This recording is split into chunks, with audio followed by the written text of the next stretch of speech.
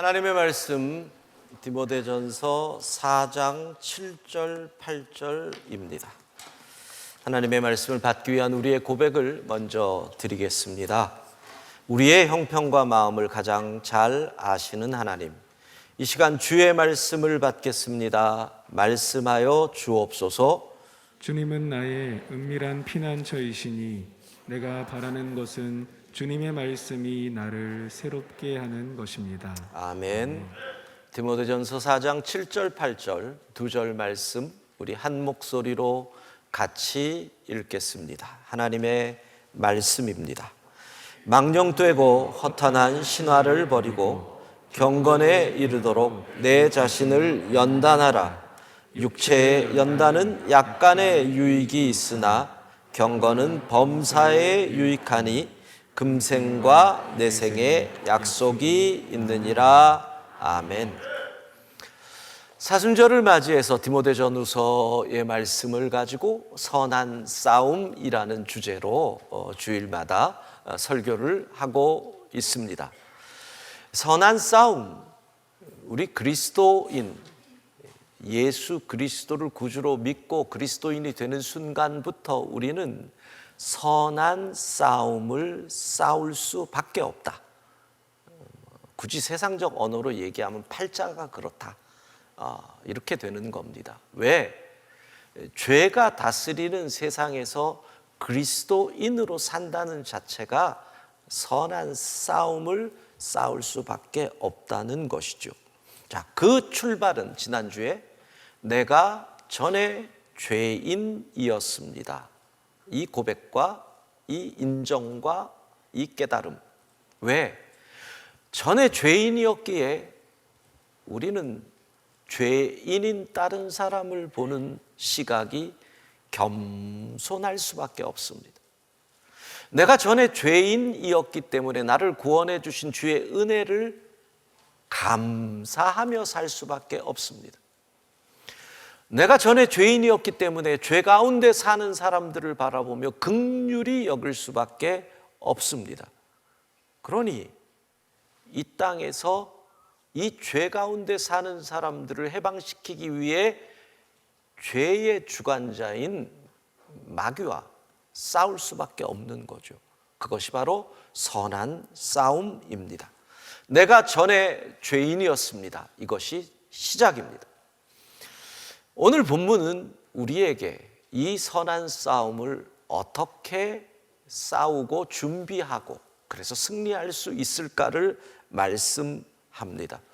그래서 선한 싸움을 싸우기 위해 경건해야 한다. 승리하기 위해서 경건해야 한다라고 말을 합니다.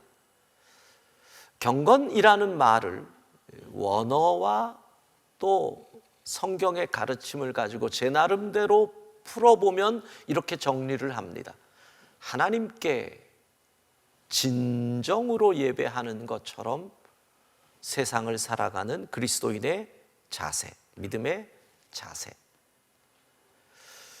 하나님께 예배하는 것처럼 진정으로 우리가 경건 그랬을 때 한때 부정적인 의미로 어떤 위선, 외식 이렇게 생각을 합니다. 경건한 척 하기는 이런 표현들 왜 그럴까요? 하나님께 예배하는 것이 그처럼 세상에서 못 살기 때문에 이게 단절되었기 때문에 외식이라는 말이 나오는 거예요. 하나님께 예배하는 것처럼 세상에서 바르게 살고 하나님께 예배하는 것처럼 세상에서 정직하게 살고 하나님께 예배하는 것처럼 이웃을 사랑하고 하나님을 두려워하는 것처럼 죄 짓는 것을 두려워한다면 그 삶이 경건한 삶이 되는 거지요. 결코 단절되지 않습니다. 즉 경건의 삶은 우리가 늘 이야기하는 그 삶, 하나님을 사랑하고 이웃을 사랑하는 삶입니다.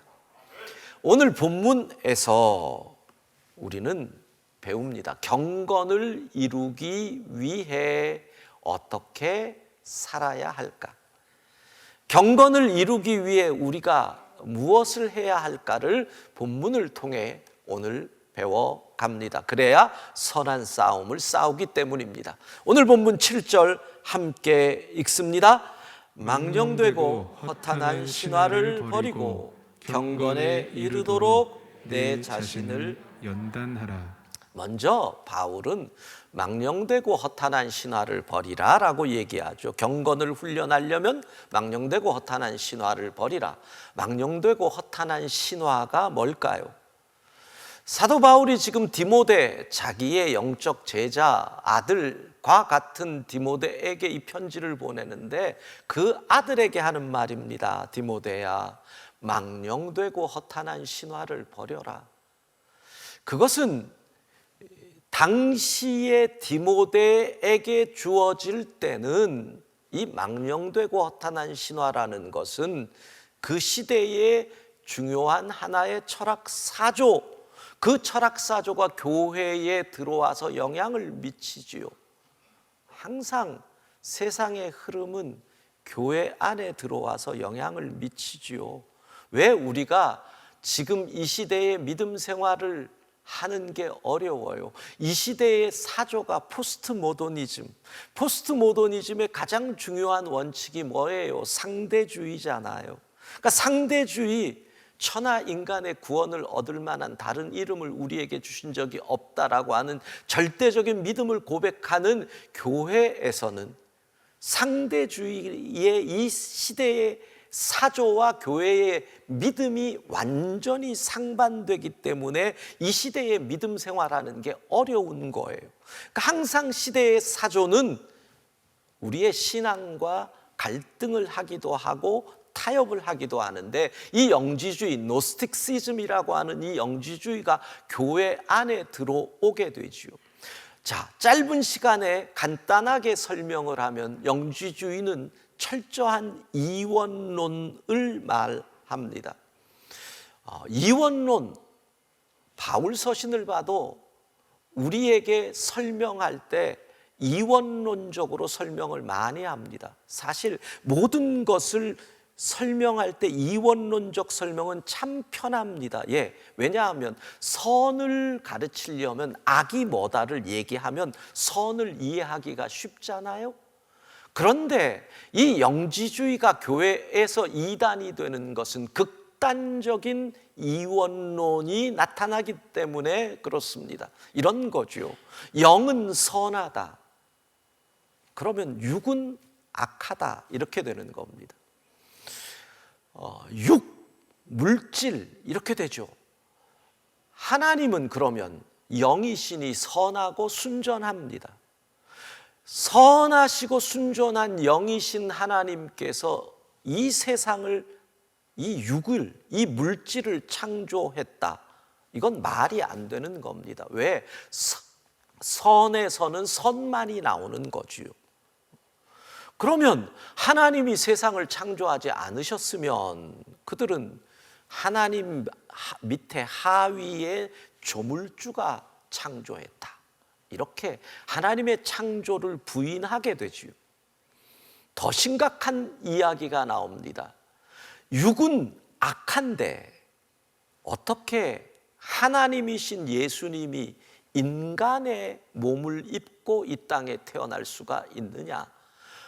영은 선한데 선한 영이 어떻게 인간이 되실 수가 있느냐? 예수 그리스도의 성육신을 부인하는 일이 벌어집니다. 사도 요한이 요한서신에서 예수님이 인간이심을 부인하는 자마다 그것은 저주를 받는다라고 얘기를 하지요. 이게 영지주의 이단과의 싸움입니다. 그러면 우리가 본 예수님은 뭐냐? 초대교회 시절에는 아직 예수님을 보고 같이 밥 먹은 사람들이 남아 있잖아요.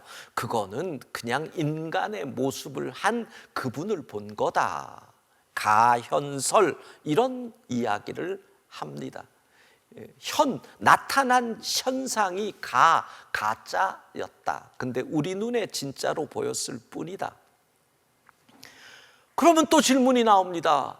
우리 죄를 대신 짊어지시고 십자가에 죽으신 예수님은 그러면 뭡니까? 가짜, 그냥 우리 눈에만 그렇게 보였다. 자, 이와 같은 일들이 이 영지주의 이단이 교회 내에서 막 움직이는 거지요. 이 영지주의 이단은 결국 극단적인 이원론으로 두 가지 모습으로 나타납니다. 하나는 이 육체가 악한데 육체 안에 영이 있다. 선한 영이. 악하니까 영이 하라는 대로 육체가 말을 안 듣는다. 착하게 살아라, 정직해라 그러는데 거짓말을 하고, 그러면 어떻게 해야 되느냐? 이 육체를 훈련시켜야 된다. 말 안 들으면 괴롭혀서라도. 극단적인 금욕주의자가 영지주의 이단에게서 나오는 거죠. 이런 겁니다. 금식을 열흘 정도 해버리면 육체가 배가 고파서 힘이 하나도 없으니까 하고 싶은 대로 못한다는 거죠. 광야로 가서 금식하며 육신을 괴롭혀서 영의 말을 듣게 만든다. 극단적인 금욕주의자들이 나옵니다. 더 문제는 극단적인 쾌락주의자들이 초대교회에 나오는 거죠. 이게 영지주의 이단의 영향입니다. 왜? 육은 악하니까, 육은 구원받지 못한다. 영만 구원받으니까 육은 마음대로 살아도 된다. 이렇게 되는 겁니다. 쾌락을 즐겨도 상관없다. 극단적인 쾌락주의자들이 나오지요. 이러한 영지주의 이단이 사실 지금까지 모든 이단의 뿌리가 되어 있습니다. 1960년대부터 시작되었던 한국의 그 유명한 이단 구원파 영지주의 이단이 뿌리입니다. 그 구원파에서 세월호 그 배, 그게 바로 구원파 아닙니까? 그러니까 이단은 아직까지 계속 남아 있는 것입니다. 망령되고 허탄한 신화를 버려라. 야, 육체를 괴롭혀서 구원을 얻을 수 있다. 이건 율법주의죠. 육체는 상관없다. 마음껏 즐겨라. 이건 말이 안 되는 얘기죠.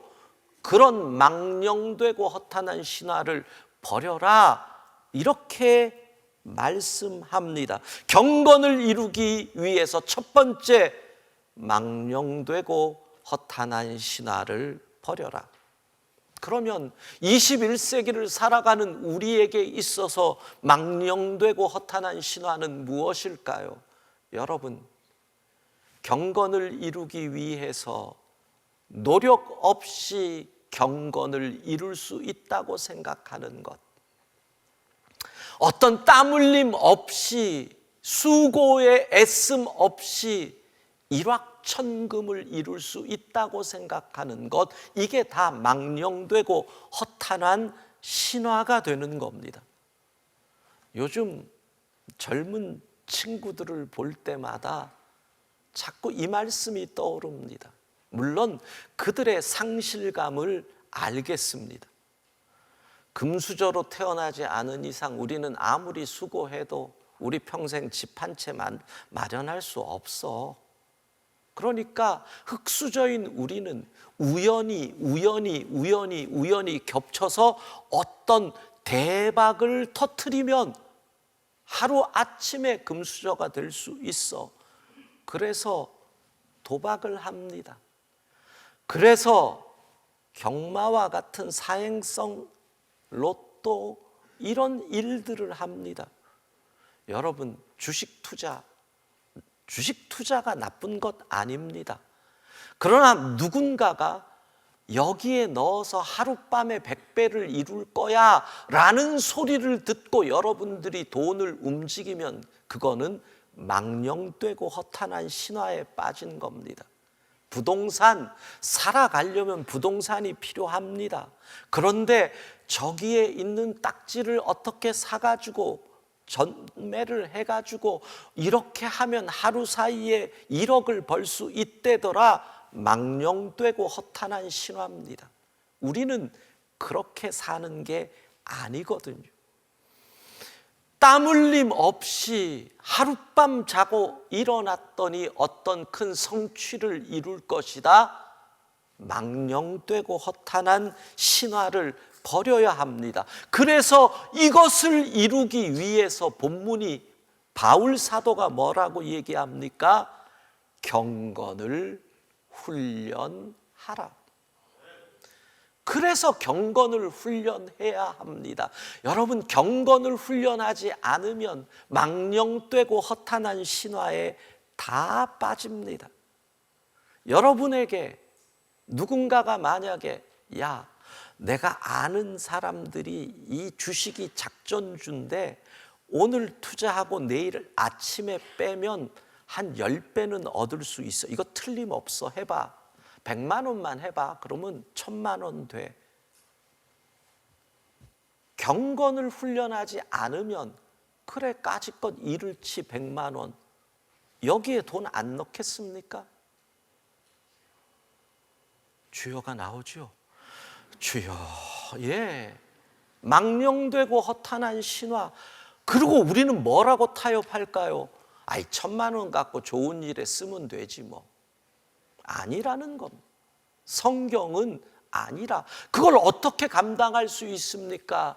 경건을 훈련해야 그 신화에 안 빠질 수 있습니다. 훈련, 이 말이 성경에는 연단입니다. 연단, 용광로에 쇠를 넣고 녹여 불순물을 제거하는 것. 여러분 가운데 있는 일확천금에 대한 불순물을 제거하기 위해 성령의 용광로에 여러분을 집어넣고 성령의 망치로 두들겨야, 연단해야 경건할 수 있고, 경건해야 망령되고 허탄한 신화에 빠지지 않고 경건을 이룰 수 있습니다. 이 경건의 훈련을 바울은 8절에 이렇게 비유합니다. 같이 읽습니다. 육체의 연단은 약간의 유익이 있으나 경건은 범사에 유익하니 금생과 내생에 약속이 있느니라. 바울 사도는 경건의 훈련을요, 육체의 연습, 운동과 연결시켜 우리에게 비유를 들고 있습니다. 경건을 훈련하는 것은 육체 훈련과 비슷하다.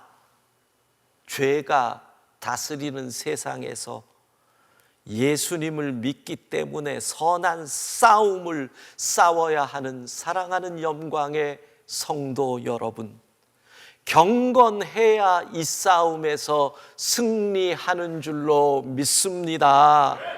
그러려면 어떻게 해야 합니까? 바울 사도가 운동과 비유해서 경건 훈련을 설명했으니 저도 운동으로 경건 훈련을 설명해 보겠습니다. 자, 우리는 일반적으로 일상의 생활을 살아가죠. 아침에 일어나면 집에서 뭐 간단하게 아침하고 출근하거나 일터로 나가서 하루 종일 바쁘게 일하고 저녁에 들어와서 또 아이 돌보고 씻고 밥 먹고 TV 좀 보고 놀고 대화하다가 자고, 이 일상의 생활이 반복이 되지요. 그런데 뭐라고 얘기합니까? 일상의 생활로는 건강을 유지할 수 없다 그럽니다. 시간을 내서 운동하라고 얘기합니다. 젊었을 때는 여러분 괜찮은 것 같지요.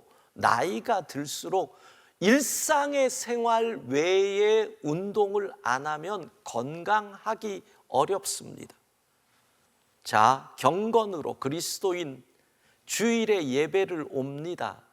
수요 기도회를 옵니다. 이건 일상생활과 같은 겁니다. 일상생활을 유지한다고 건강한 게 아닌 것처럼 여러분이 주일 예배 오프라인으로 온라인으로 수요 기도에 그냥 예배 참석한다고 경건을 이루는 게 아니라는 겁니다. 그러면 망령되고 허탄한 신화가 들어올 때 다 넘어져 버립니다. 시간을 내서 운동을 해야 한다는 거지요. 우리가 운동할 때 가장 기초가 유산소 운동이라고 얘기하잖아요. 모든 운동의 기초가 되는 거지요. 에너지를 얻기 위해서 산소 대사를 통해서 에너지를 얻는 것, 이걸 유산소 운동이라고 합니다. 달리기를 하거나 아니면 수영을 하거나 또 등산을 하거나, 그래서 심폐 기능을 강화시키는 거지요. 꼭 필요합니다. 호흡을 잘해야 장수하잖아요. 여러분, 돌아가신 분들 뭐라 그래요? 숨이 멎었다. 숨만 잘 쉬어도 오래 사는 거예요. 그래서 이 유산소 운동이 꼭 필요하지요. 마찬가지입니다. 예배 드리는 것만으로 우리의 경건을 이룰 수 없어 영적 유산소 운동을 해야 합니다. 그것이 뭡니까? 말씀을 묵상하고 기도하는 시간을 따로 가져야 합니다. 우리가 기도를 뭐라 그래요? 호흡이라고 얘기하잖아요. 호흡은 훈련하지 않으면 길고 평안하지 못한 것처럼, 기도를 훈련하지 않으면 우리의 영적 심폐 기능이 결코 강화되지 않습니다. 말씀은 산소입니다. 말씀을 읽는다는 것은 곧 우리가 산소를 깊이 호흡하는 것과 같은 것이지요.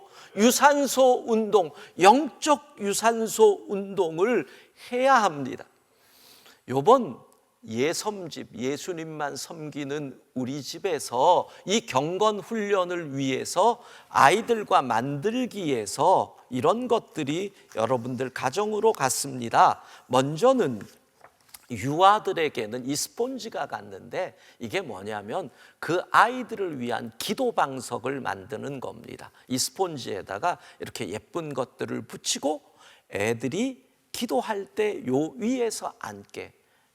유아니까 이게 엉덩이 사이즈가 되는구나, 이런 생각이 들고, 내가 앉으면 3분의 1도 안 되겠다, 뭐 이런 생각이 들지만, 어린 유치원 밑에 아이들과 함께 기도 방석을 만들고 이 아이들이 기도할 때 여기에 앉아서 기도하게 하는 거지요. 어린이, 초등학교 어린이들은요, 무지개 기도 챌린지라는 것이 있습니다. 월요일에는 가족을, 화요일에는 나라를, 수요일에는 교회를 위한, 뭐 이런 식으로 요일마다 기도 제목을 아이들로 쓰고, 하루에 기도를 하면 이게 스티커거든요. 아이들이 월요일에 기도를 했으면 이 스티커를 붙여주고, 화요일에 또 각 맞는 스티커를 붙여주는 거, 이것이 이번 주에 예섬집과 함께 해야 할 것이고, 컸다고 청소년 아이들은 그냥 여기다가 매주 월요일 가족을 위한 기도 제목을 쓰게 하고, 기도하면 체크하게 하고, 이렇게 경건을 위한 기도 훈련, 이것이 이번 주에 예섬집에서 해야 할 일입니다. 자, 그런데 유산소 운동만으로는 부족하지요. 그래서 운동, 건강 얘기하는 분들이 꼭 하는 얘기가 뭐예요? 근력 운동을 해라. 무산소 운동인 거지요. 근육을 키우고 근력을 키우는 거, 웨이트 트레이닝 같은 것들이 대표적인 거예요. 여러분, 그런 얘기 들어보셨어요? 허벅지가 가늘면 일찍 죽는다. 젊었을 때는 허벅지 가늘고 늘씬한 거 좋죠. 나이 들어보세요. 그저 든든한 게 최고예요.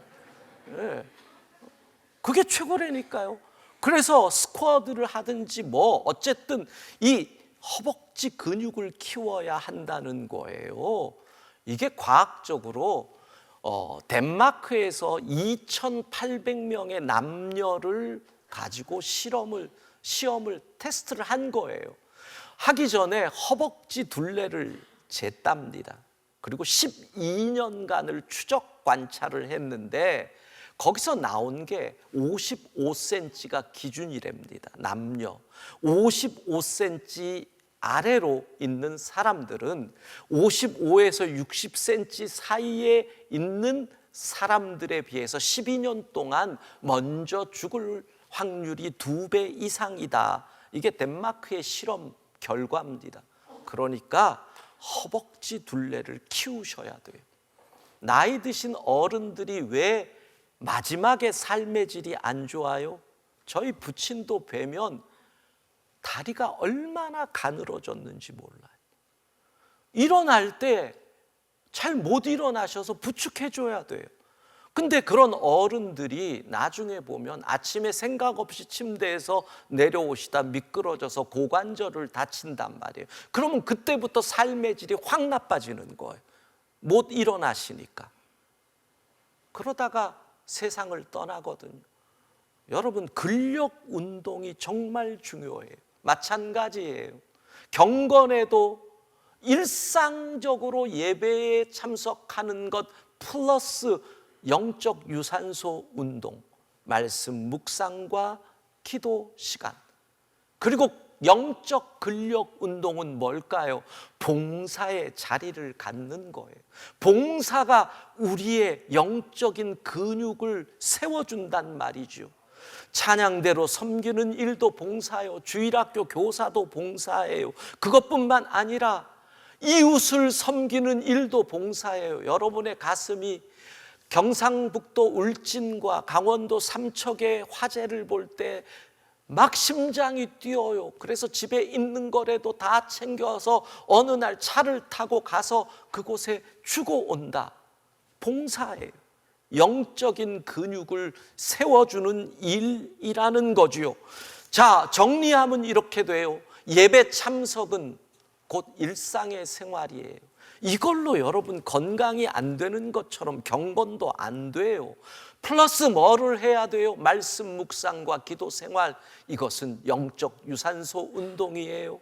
봉사, 이건 근력 운동이에요. 그래야 우리가 경건을 훈련하게 되는 거죠. 그런데 모든 운동에 있어서 가장 중요한 게 뭘까요? 딴 거 아니에요. 꾸준함. 꾸준히 하는 것. 마음 먹고 한 달 하고 멈추면 안 돼요.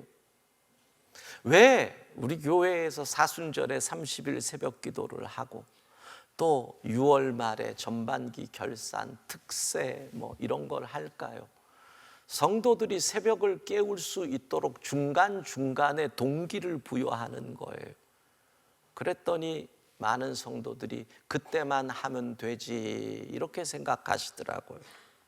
그때부터 계속 할 수 있도록, 꾸준히 할 수 있도록 동기를 부여하는 거거든요. 꾸준해야 합니다. 문제는 우리가 꾸준하지 않다는 거예요. 탑을 쌓는 것은 공이 필요해요. 공든 탑.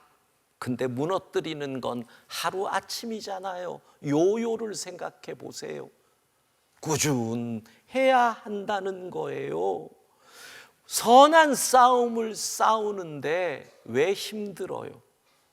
죄가, 마귀가 우리를 유혹하고 들어올 때가 언제인 줄 아세요? 우리가 가장 연약할 때예요. 마귀도 머리가 있는데 우리가 강하고 힘 있을 때 들어오겠어요? 가장 어려울 때 들어온다는 거예요. 꾸준하지 않으면 그 유혹을 이길 수가 없어요. 여러분, 말씀 묵상을 매일매일 10년을 해보세요. 여러분의 경건의 넓이와 높이와 깊이가 얼마나 든든해지는데 꾸준히 해야 된다는 거죠. 저희가 청년 때 1980년대에 우리나라에 가장 인기 있던 스포츠가 권투 복싱이었습니다.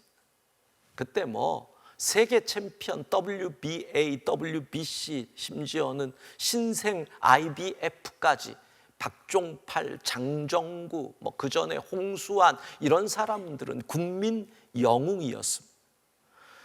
그런데 15회, 지금은 12회가 WBC, WBA 세계 챔피언 라운드인데 그때는 15회까지 있었죠.